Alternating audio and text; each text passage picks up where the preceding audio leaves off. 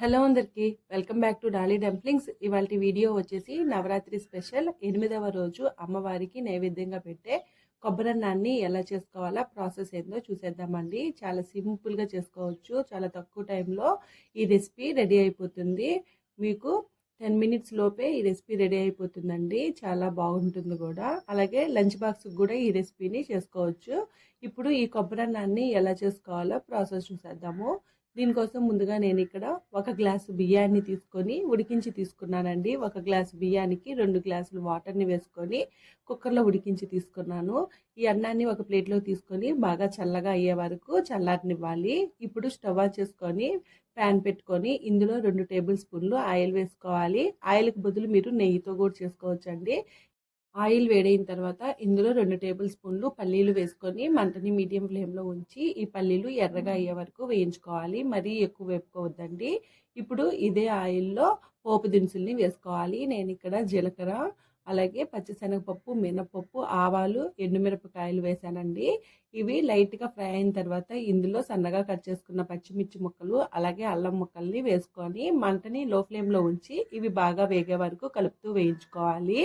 మరీ ఎక్కువ మాడబెట్టేయద్దండి. లైట్గా కలర్ చేంజ్ అయితే సరిపోతుంది. ఇప్పుడు ఇందులో ఒక అరకప్పు వరకు కొబ్బరిని తురుముకొని వేసుకోవాలి. పచ్చి కొబ్బరిని తురిమి వేసుకోవాలండి. నేను చిన్న చిన్న ముక్కలుగా కట్ చేసి మిక్సీ పట్టి వేసుకున్నాను. మీకు కావాలంటే తురుము కూడా వేసుకోవచ్చు.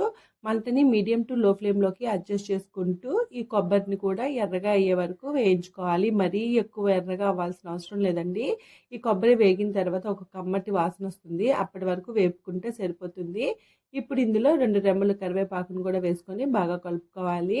మీరు ఇంకా రైస్లో కొబ్బరి పాలు వేసి కూడా ఉడికించుకోవచ్చండి. నేనైతే నార్మల్గానే ఉడికించి తీసుకున్నాను రైస్ని.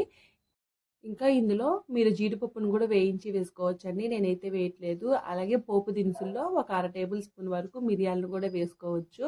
ఇలా కొబ్బరిలో నుండి ఒక కమ్మటి వాసన వచ్చే వరకు వేపుకున్న తర్వాత ఇందులో ఒక 1/2 టేబుల్ స్పూన్ వరకు సాల్ట్ని వేసుకోవాలి. అలాగే ఒక 1/2 టేబుల్ స్పూన్ ఇంగువ పొడిని వేసుకోవాలండి. సాల్ట్ని ఎక్కువ వేసేయద్దండి. రెసిపీలో సాల్ట్ ఎక్కువైపోతే ఈ కొబ్బరి అన్నాన్ని తినలేమండి. ఇప్పుడు బాగా కలుపుకున్న తర్వాత మనం ముందుగా చల్లార్చి పెట్టుకున్న అన్నాన్ని వేసుకోవాలి. అలాగే అన్నం వేసుకునేటప్పుడు అన్నం గడ్డలేమీ లేకుండా చూసుకొని వేసుకోవాలండి. ఒకవేళ గడ్డలు ఉన్నట్లయితేనో నలిపి వేసుకోండి. ఇప్పుడు ఈ రైస్నంతా ఈ కొబ్బరికి తురుముకి పట్టేలాగా బాగా కలుపుకోవాలి. చూడండి, ఈ విధంగా వీడియో క్లిప్లో చూపించే విధంగా కలుపుకోవాలి.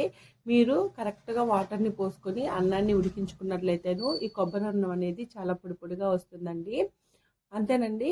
ఇప్పుడు ఇందులో మీకు నచ్చినట్లయితేనో ఒక 2 టేబుల్ స్పూన్ల వరకు నెయ్యిని వేసుకొని ఒకసారి ఈ రైస్ మొత్తం కలిసేలాగా మిక్స్ చేసుకోవాలి. మీకు ఇష్టం లేకపోతే ఈ నెయ్యిని స్కిప్ చేసేయండి. అలాగే మనం ముందుగా పచ్చిమిర్చి, అల్లం ముక్కలు వేసాం కదా, వాటిని దంచి కూడా వేసుకోవచ్చండి.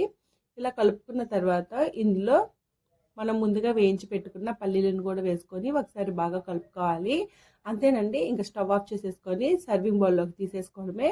చూసారు కదా, 8వ రోజు అమ్మవారికి నైవేద్యంగా పెట్టే కొబ్బరన్నాన్ని ఎలా చేసుకోవాలో ప్రాసెస్ ఏందో. ఈ వీడియో మీకు నచ్చితే లైక్ చేయండి, షేర్ చేయండి, కామెంట్ చేయండి.